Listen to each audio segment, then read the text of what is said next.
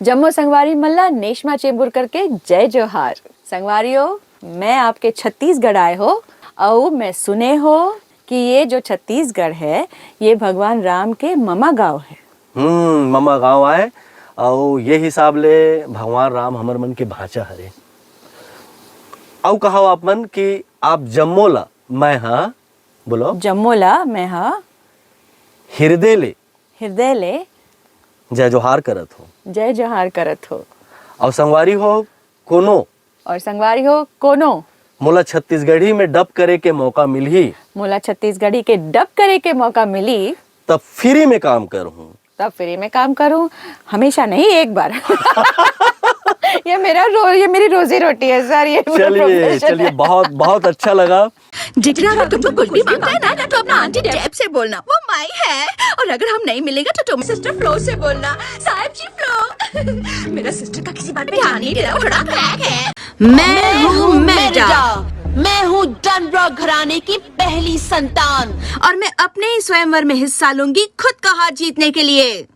3 है एक्चुअली। नहीं, ये अच्छा है, ये बहुत बहुत अच्छा है। मतलब तुम्हारा सपना पूरा होगा और मेरा कोलाइडर ठीक से काम कर रहा है। मैं नहीं जानती थी थानोस मणि लेने अपनी बेटी के साथ आया था, पर गया वो अकेला। ये कोई इत्तेफाक नहीं हो सकता। आखिरी सांस तक।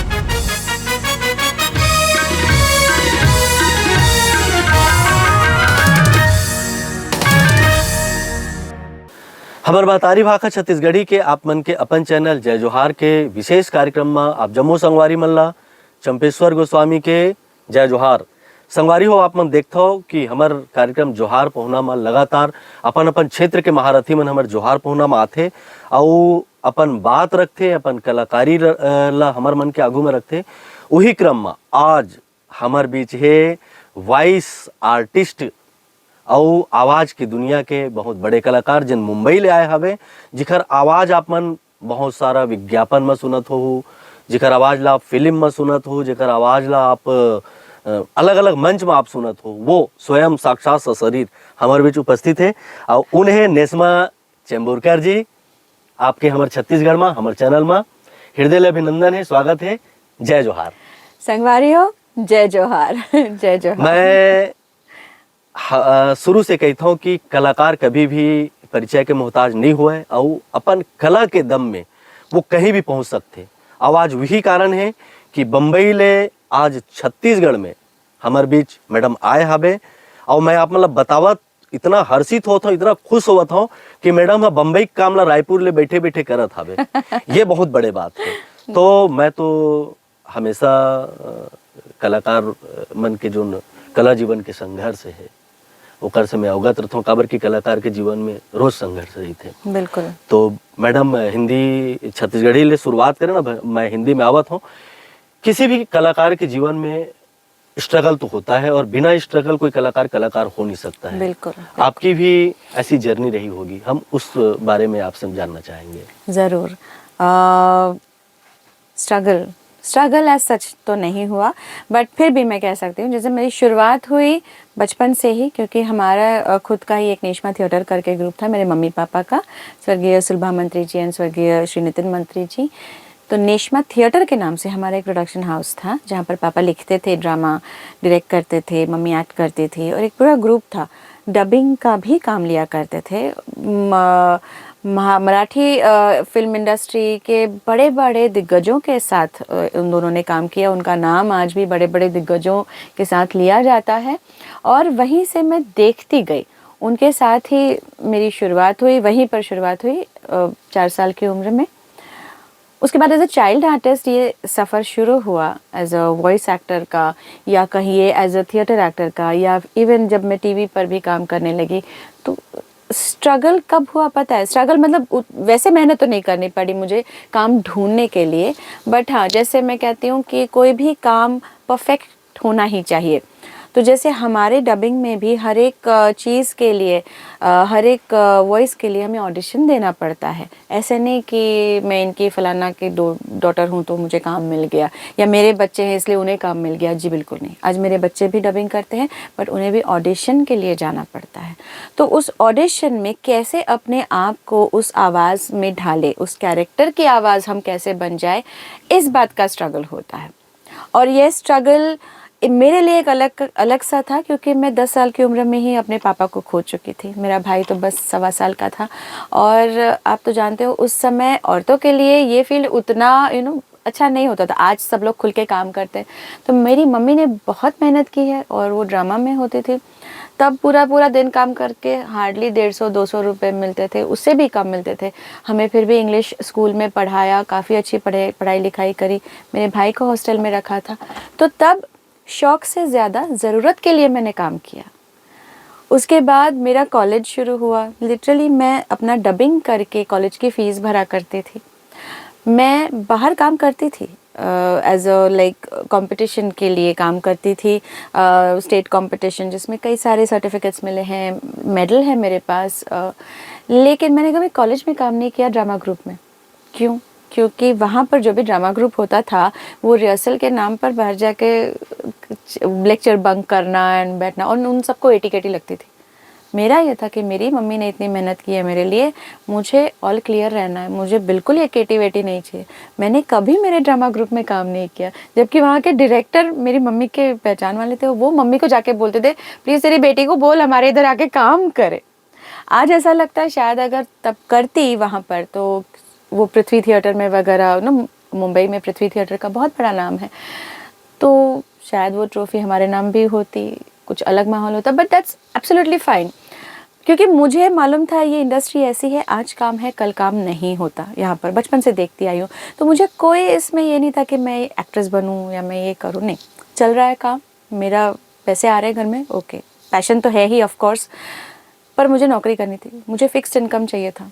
और उसके लिए आपको झूठ लगेगा या लोग मुझे अभी भी सोचते हैं कि क्यों ऐसा कौन करता है। आभार माया जैसी मराठी, जी मराठी की सबसे पहला डेली सोप जो था, उसमें मुझे अच्छा रोल मिला था। 20 एपिसोड के बाद जब मुझे पता चला मुझे बैंक में नौकरी लग गई, मैंने कहा मुझे शूटिंग नहीं करनी, मुझे नौकरी करनी है। एंड एवरीवन वाज लाइक, पागल हो गई, अच्छा खासा रोल छोड़ के तो कौन जाता है, लोग तरसते हैं सब मौके के लिए। और मैंने कहा नहीं, मुझे फिक्स्ड इनकम चाहिए। तो मैं जॉब करती थी, मैं साथ में न्यूज़ एंकर भी थी, लेकिन डबिंग से प्यार था। डबिंग कभी कम नहीं हुआ। डबिंग बचपन से जो शुरू किया आज तक, 4 साल की उम्र से शुरू किया, आज 47 साल की हूँ, कर रही हूँ। आप मुझे बताइए कि ये जो कला हमारे भीतर बचपन से आई हुई है, क्या आप इस बात को मानती हैं कि इस कला को ईश्वर ने दिया है? बिल्कुल। और यदि ईश्वर ने दिया है उस कला को, तो उसको आगे बढ़ाने के लिए हम क्या कर सकते हैं?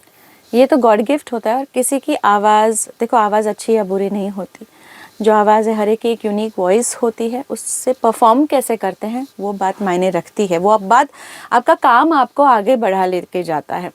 सो मेरे तो खून में ही एक्टिंग है, मेरे भाई के, और बचपन से सीख रही हूँ, ऑब्ज़र्व करती आई हूँ। ये बहुत ज़रूरी होता है, क्योंकि हमारे डबिंग में हम खुद को वॉइस एक्टर कहलाते हैं। इसलिए कहलाते हैं क्योंकि यहाँ पर सिर्फ वॉइसिंग नहीं होती, सिर्फ वॉइस ओवर्स नहीं होते, एक्टिंग होती है।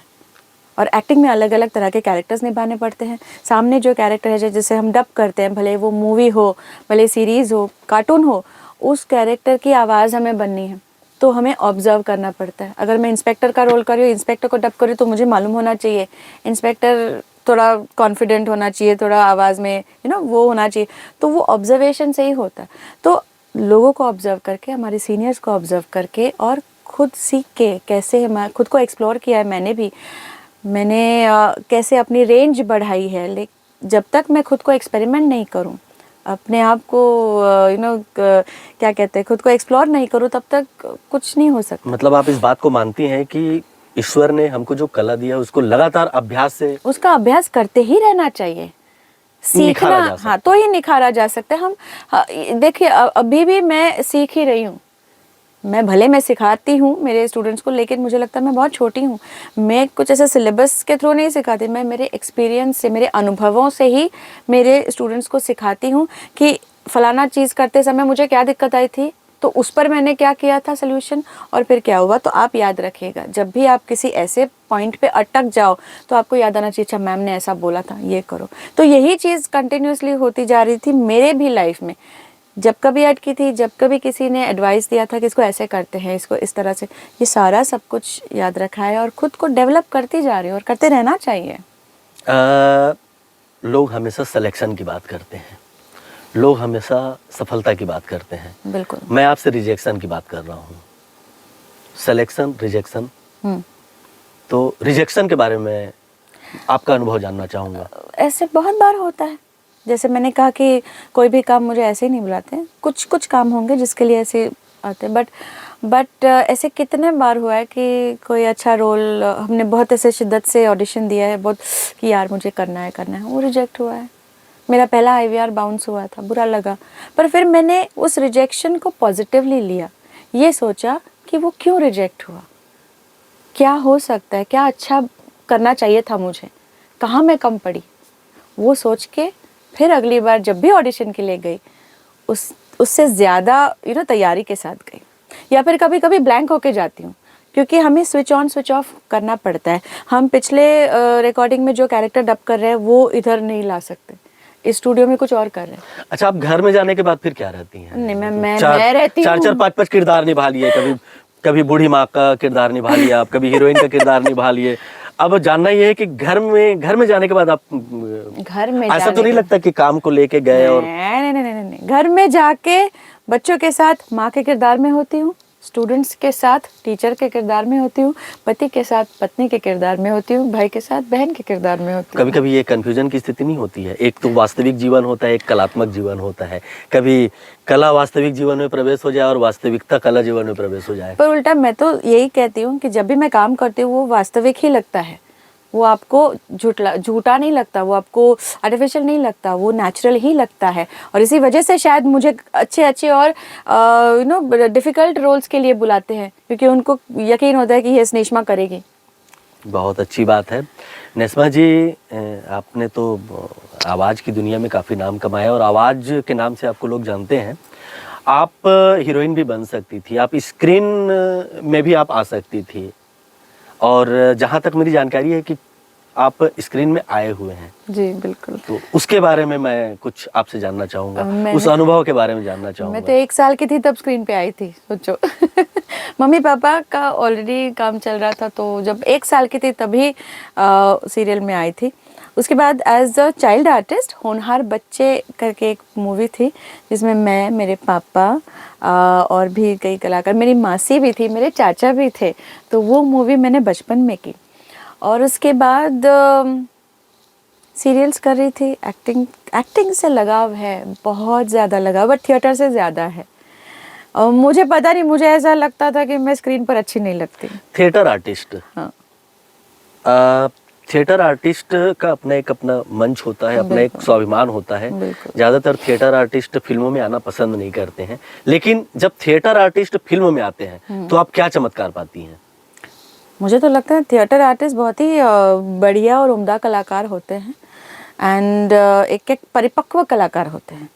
और इसीलिए आज की तारीख में भी थिएटर आर्टिस्ट को ज़्यादा प्रेफरेंस दिया जाता है, ज़्यादा काम दिया जाता है। जैसे कितने सारे ऐसे नाम हैं जो थिएटर से जुड़े हैं और आज फिल्मों में या सीरीज़ में बहुत अच्छा काम कर रहे हैं। आप किसी, जैसे भाई आपकी आवाज़ इतनी अच्छी है तो आपको तो गाना भी चाहिए था। हाँ, वो गाना रह गया मेरा। जैसे आप, मेरी बहुत ख्वाहिश है थी कि मैं गाना गाऊं, तो मेरी एकेडमी में मेरी स्टूडेंट है सुष्मिता, जो सिंगर है, और अभी तो वो डिज्नी में काम भी कर रही है, एज इन वॉइसिंग भी कर रही है और साथ साथ गाने भी गा रही है। तो उसको मैंने कहा था मुझे गाना सिखाना, क्योंकि वो कोच भी है। अभी आप हमारे शहर में हैं, रायपुर में है, हमारे छत्तीसगढ़ में है, और आपका मैं एकदम हृदय से अभिनंदन भी कर रहा हूँ। और मैं देख रहा हूँ कि आप यहाँ बैठे बुठाए सारा काम कर रहे हैं। कैसे कर पा रही हैं ये सब चीज़ें? तो टेक्नोलॉजी का कमाल है सर, पहले ऐसा नहीं होता था। पहले तो जब मैंने स्टार्ट किया बहुत ही ओल्ड स्कूल था, ऐसे पूरा सीन अगर हमें डब करना है, पूरा पेज भर के पूरा सीन आता था, डायलॉग सारे, और हमें ऐसे लूप में दिखाया जाता था। तो हमें पूरा का पूरा बाय हार्ट करना पड़ता था सीन, गलती नहीं कर सकते थे। अगर हमें कहीं भी थोड़ी सी भी गलती की तो हमें पूरा का पूरा सीन पूरा डब करना पड़ता था। आज की तारीख में वैसा नहीं है। आज हमें ज़रा सा एक छोटा सा अक्षर भी, अगर जस्ट सांस भी इतना भी अगर करना है, डालना है बीच में, तो भी पॉसिबल है। मैं अलग अलग आवाज़ें निकालती हूँ, मॉड्यूलेट करती हूँ, वो भी अगर नहीं करना है तो भी वो टेक्निकली हम कर सकते हैं। इतना इजी हो गया है। बट मुझे ऐसा लगता है चूँकि हम पहले से सीख रहे हैं, इसलिए आज वो परफेक्शन हो गया है। और जैसे मैंने कहा, टेक्नोलॉजी एडवांस हुई है। आज देखो, रायपुर में बैठ के मुंबई का काम कर रही हूँ। अगर या तो स्टूडियो भी है, स्टूडियो में जाके कर सकती हूँ, या फिर मोबाइल से, आईफोन से, या फिर सेटअप होता है हमारा खुद का, तो मैं जहाँ भी जाती हूँ, जैसे मैं दिल्ली गई हूँ, बैंगलोर गई हूँ, राजस्थान गई हूँ, अलग अलग वर्कशॉप्स लेती हूँ मेरे स्टूडेंट्स के लिए वॉइस एक्टिंग के, मैं मेरा सेटअप कैरी करती हूँ। उस सेटअप में हम रिकॉर्ड करते हैं। आज की जो पीढ़ी है वॉइस जो एक्टिंग है उसके साथ जुड़ना चाहती है, और आप तो एक कोर्स करवा रही हैं जी। कोर्स का एक अपना एक वो होता है कि एक मापदंड होता है, लेकिन पहचान वही बनाता है जो अपने तरह से उसको अपने अलग स्टाइल में करते हैं। आप लगातार वर्कशॉप ले रही हैं, वर्कशॉप करती हैं, आपने उसमें क्या नया जोड़ा है? ये सवाल तो मुझे लगता है आपको मेरे स्टूडेंट से पूछना चाहिए। वो बता पाएंगे कि मैं कैसे एज अ मेंटोर बाकी मेंटोर से अलग हूँ। मैं सिखाती वही हूँ, लेकिन अपने अंदाज से, अपने अनुभवों से, जैसे मैंने कहा, मैं सिखाती हूँ। एंड मैं उन सबको, मतलब जिन्हें पहले शुरुआत में लगता है कि ये हम नहीं कर पाएंगे, ये नहीं होगा मैम, ये सब नहीं, वो सब एंड में आके पूरे कोर्स के आखिर में सब अलग अलग आवाज़ें निकालते हैं, सब अलग अलग तरह से बात करते हैं, सब अलग अलग जॉनराज में, सब अलग अलग टाइप्स में, उनके अंदाज में करने लगते हैं। और ये मैंने देखा है। तो भले वो हमारी 10 साल की वैभवी हो, मेरी सबसे ओल्डेस्ट स्टूडेंट, और सबसे यंगेस्ट स्टूडेंट है 64 साल की चैत्राली दत्ता, जो ONGC की रिटायर्ड एग्जीक्यूटिव डायरेक्टर हैं। उन्होंने भी किया है। तो हमारे इधर कोई एज ग्रुप, ऐसे एज लिमिट नहीं है। 10 साल के ऊपर कोई भी आ सकता है। सुरक्षा की भावना, मतलब भविष्य के लिए, या कहना चाहिए कि करियर के लिए, जैसे हम इसको रोजगार की दृष्टि से लें, कितना सुरक्षित मानती हैं आप इसको? अब देखिए, मैं तो मेरी नौकरी छोड़ चुकी हूँ। 7 साल नौकरी की मैंने। 1999 में मैंने बैंक में जॉब की थी, और 2006 से मैंने छोड़ा। बच्चा 1 साल का हुआ था, और मुझे जॉइंट फैमिली, बच्चा, जॉब एंड डबिंग सब डिफ़िकल्ट हो रहा था, प्लस बैक पेन, एंड क्योंकि हमारा बैठने का जॉब होता है, घंटों हम बैठे रहते डबिंग करते, मुझे थोड़ा तकलीफ होने लगी बैक एक, तो मैंने वो छोड़ दी, जॉब छोड़ दी। और तब से लेकर आज तक 24/7 यही कर रही हूँ। मुझे तो नहीं लगता कुछ मतलब इनकम के एक बहुत ही अच्छा ये है, साधन है। जी, आपको देख रहे हैं, और हम लोग, मुझे भी लग रहा है कि इस क्षेत्र में आने वाले आश्वस्त रहेंगे। हाँ, लेकिन फिर भी अगेन ये है, हाँ। आपका टैलेंट, एक तो आप में टैलेंट होना चाहिए, और दिन ब दिन खुद को अपग्रेड करते रहना चाहिए। ऐसा नहीं कि मुझे आया मैंने किया, क्योंकि दुनिया बदल रही है। छोटा सा एग्जांपल लूँ तो स्क्रिप्ट पहले देवनागरी में होती थी, अभी स्क्रिप्ट इंग्लिश में लिखी जाती है, हिंदी पर इंग्लिश में लिखी जाती है। तो वो समझना, वो पढ़ना भी कितने लोगों को नहीं जमता।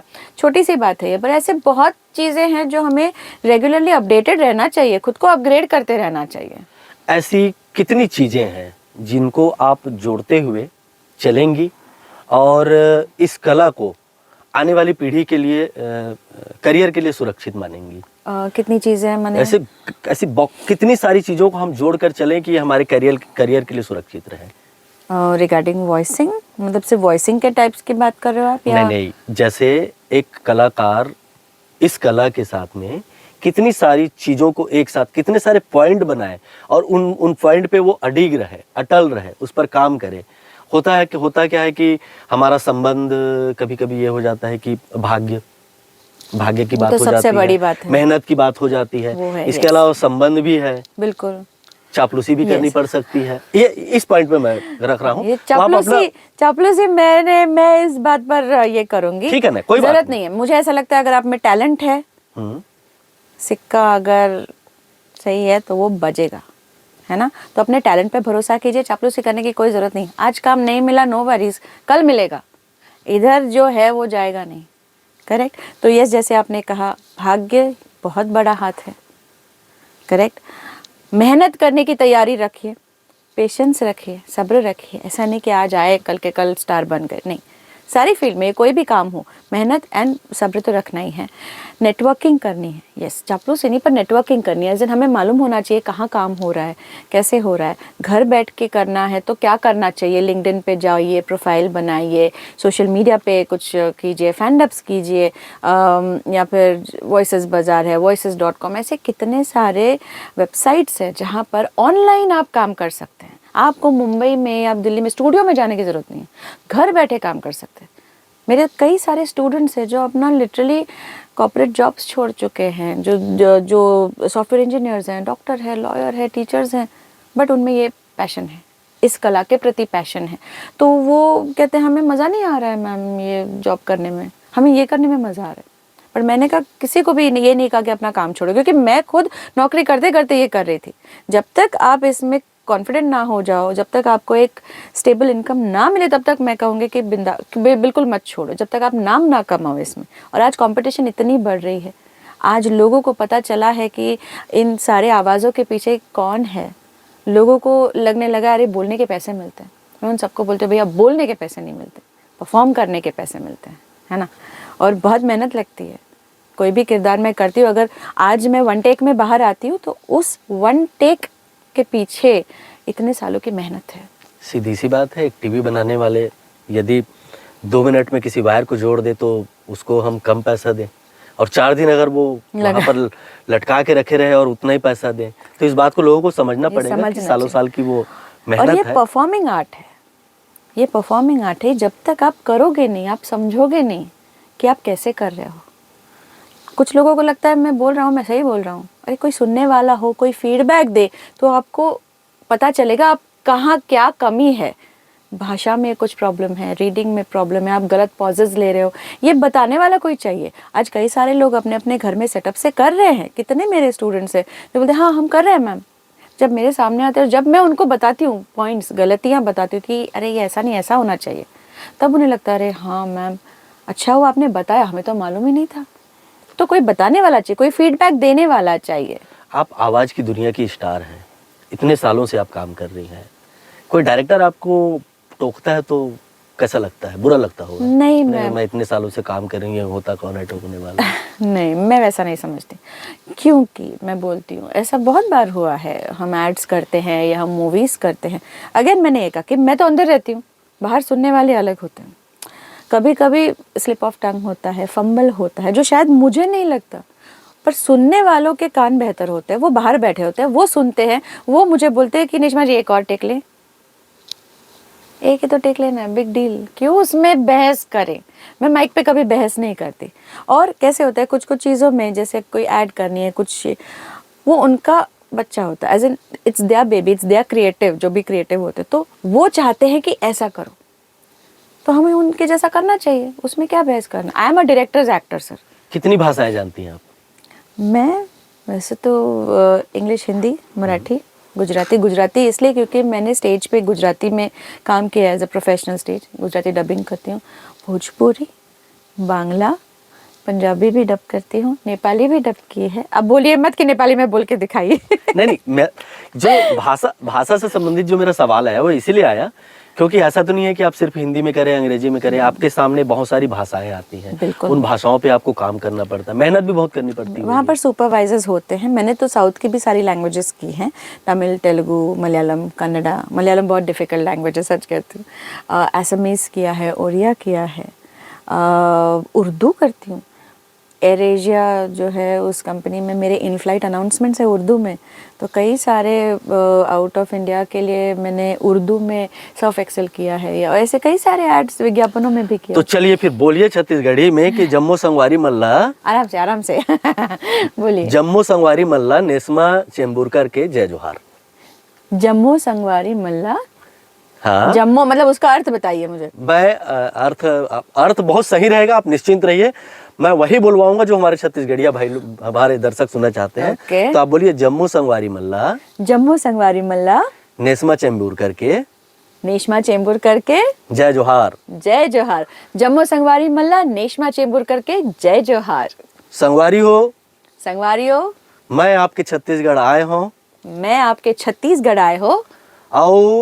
मैं सुने हो। मैं सुने हो कि ये जो छत्तीसगढ़ है भगवान राम के ममा गांव है।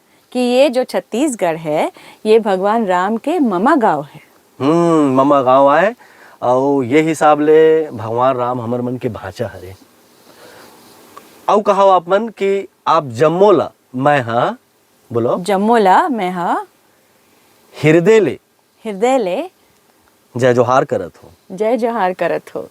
और संगवारी हो कोनो और संगवारी हो कोनो मोला छत्तीसगढ़ी में डब करे के मौका मिली मोला छत्तीसगढ़ी के डब करे के मौका मिली तब फ्री में काम करूँ। तब फ्री में काम करूं, हमेशा नहीं एक बार। ये मेरी रोजी रोटी है सर। ये मेरा चलिए profession चलिए है। बहुत बहुत अच्छा लगा। मतलब पॉइंट के बात में आप ना छत्तीसगढ़ी आप समझ गई। बिल्कुल बिल्कुल बहुत अच्छा लग रहा है। तो मैं छत्तीसगढ़ में छत्तीसगढ़ी और छत्तीसगढ़ की पृष्ठभूमि में इसीलिए आया कि यहाँ भी बहुत सारी संभावनाएं आप देख रही होंगी। बिल्कुल, अभी जब बिल्कुल। आप आई हैं इतने सारे विद्यार्थियों के साथ आपने बात की, क्या उत्साह देखा आपने उनमें? बहुत ज़्यादा उत्साह देखा और मुझे ये पता चला कि यहाँ पर रेडियो जॉकी ज़्यादा है। रेडियो जॉकी या आकाशवाणी के अनाउंसर्स हैं या फिर एंकरिंग ज़्यादा करते हैं या वॉइस ओवर्स करते हैं। वॉइस एक्टिंग नहीं मालूम उनको, कितनी सारी चीज़ें जो नहीं मालूम। आजकल के युवा है सोशल मीडिया के थ्रू जानने लगे हैं या किसी ने कहो किसी का कोर्स किया है इसलिए उनको मालूम है। बट कल जो लोग आए थे, जो भी 30 जन आए थे, उनमें से 80% को नहीं मालूम था कि ये टाइप्स होते हैं, कि इन सबके लिए डबिंग करनी होती है। IVRs तो खैर जानते होंगे, लेकिन चैनल प्रोमोज होते हैं, नैरेटिव्स होते हैं, ऑडियो डिस्क्रिप्शन होता है, कितनी सारी चीज़ें हैं जिनके बारे में उन्हें मालूम ही नहीं था। तो एक कुछ नया सीखने को मिला उनको। लेकिन एक बात ये कहूँगी कि बहुत टैलेंट है आपके छत्तीसगढ़ के लोगों में, बहुत सुरीले हैं और भाषा का ज्ञान है जो कि ज़रूरी है। रीडिंग स्किल्स है, पढ़ने के आदी हैं, पढ़ना जानते हैं। नहीं तो बहुत बार ऐसा होता है कि अब आजकल के बच्चे पढ़ते ही नहीं है, हिंदी पढ़ ही नहीं सकते, देवनागरी पढ़ ही नहीं सकते, कैसे आगे बढ़ेंगे?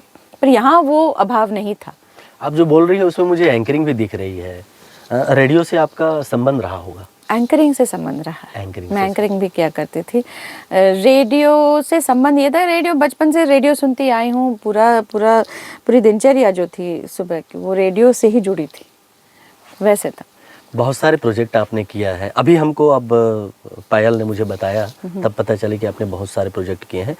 अनरिलीज प्रोजेक्ट के बारे में तो नहीं बोलूँगा, लेकिन आपसे मैं आग्रह करूँगा हमारे दर्शकों के लिए कि कुछ डेमो, कुछ आप अपनी कला कैमरे के सामने अगर हमारे दर्शकों को दिखा दें, सुना दें, तो हम आपके प्रति कृतज्ञ रहेंगे। अरे आप वैसे मत कहिए।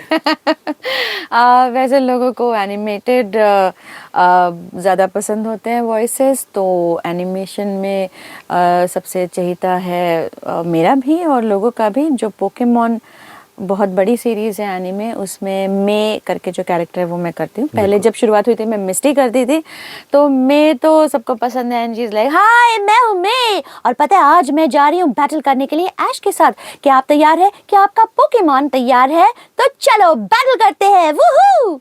इस तरह से हाई पिच पूरी एनर्जी के साथ करना पड़ता है। देन हमारी ब्लैक विडो है, तो मुझे जाना जाता है Hindi voice of black window यानी स्कारलेट जोहानसन। तो उसका तो फेमस डायलॉग है, यार डायलॉग्स याद नहीं रहते, प्रॉब्लम ये है जैसे मुझे नाम याद नहीं रहते। तो वो कहती है मेरे कोई दोस्त नहीं थे, कोई फैमिली नहीं थी, फिर कुछ दोस्त मिले, एक फैमिली बनी, लेकिन हम लड़ेंगे और हम जीतेंगे आखिरी सांस तक। इस तरह से बहुत ही बेस वॉइस में, बहुत ही रैस वॉइस में। ये अगर मैं माइक पे बोलती तो शायद उसका प्रभाव ज़्यादा आपको आता, वो है। फिर क्या क्या करके देखा, बहुत सारी चीज़ें आपने की और आप बहुत सारे चैनल वालों ने आपसे बहुत कुछ करवा लिया है। और आपको बहुत थका भी दिया है, तो उस पर मैं नहीं जाऊंगा।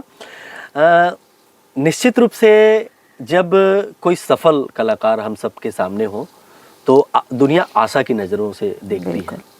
जो कहना चाहिए कि वॉइस की दुनिया में जितने भी आर्टिस्ट अभी आगे बढ़ रहे हैं, नई पीढ़ी आगे बढ़ रही है, बहुत आशा की नज़रों से देखती है। बिल्कुल। उनको आप कहिए कि वो क्या करें, कैसे करें, कैसे आगे बढ़ें?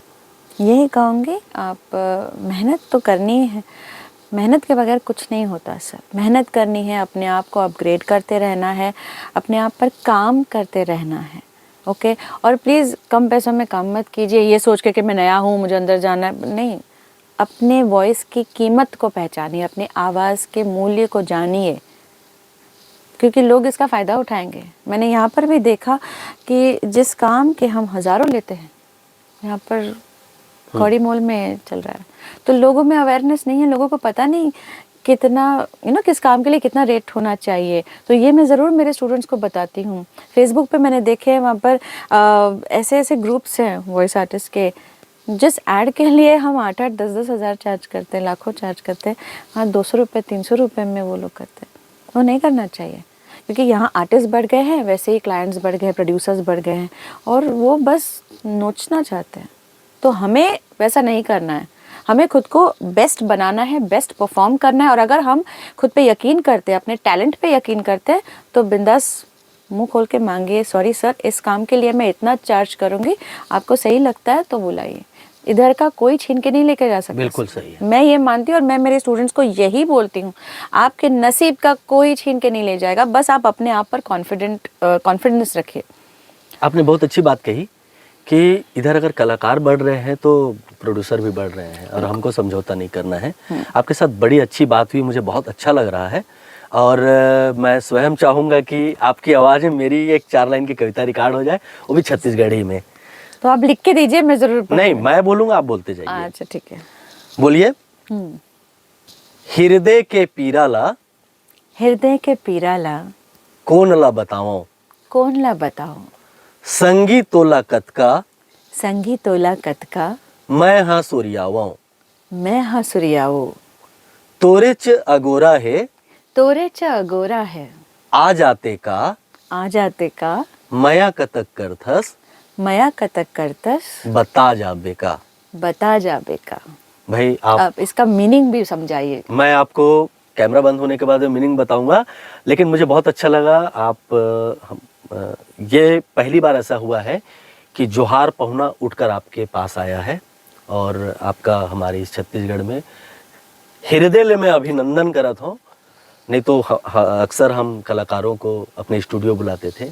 इस बार परिस्थितियां ऐसी हुई, आपकी व्यस्तता को देखते हुए हमारा जो सबसे ज़्यादा हिट शो है जोहार पहुना, वो आपके पास चल कर आया है।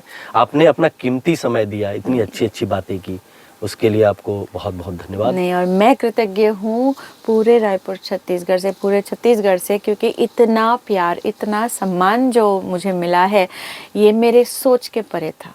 सच कहती हूँ, मेरे लिए आज का दिन ऐसा था, अरे हम आकाशवाणी में गए, वहाँ से जी में गए, जी का लाइव में थी, वो देख के और 2 चैनल आए, और मैं बोली ये हो क्या रहा है, ये क्या हो रहा है, फ़ोन पे फ़ोन आ रहे हैं। एंड पायल ऑफ कोर्स थी, पायल का साथ रहा, और ये मुझे रायपुर बुलाने के लिए पायल विशाल की ही मेहनत थी। पायल विशाल का वो सपना था जो आज साकार हुआ है, और आई थिंक इसके ऊपर भी और उसका सपना ये है कि छत्तीसगढ़ में ऐसा कुछ हम करें जिसकी वजह से छत्तीसगढ़ी आर्टिस्ट को कुछ अच्छा मौका मिले उनका हुनर दिखाने का। तो मैं ज़रूर ईश्वर से ये प्रार्थना करूँगी, और मैं ज़रूर चाहूँगी कि छत्तीसगढ़ी सरकार इस बारे में सोचें, अपने आर्टिस्ट के बारे में सोचें और कुछ अच्छा करें, और हम तो हैं ही सिखाने के लिए।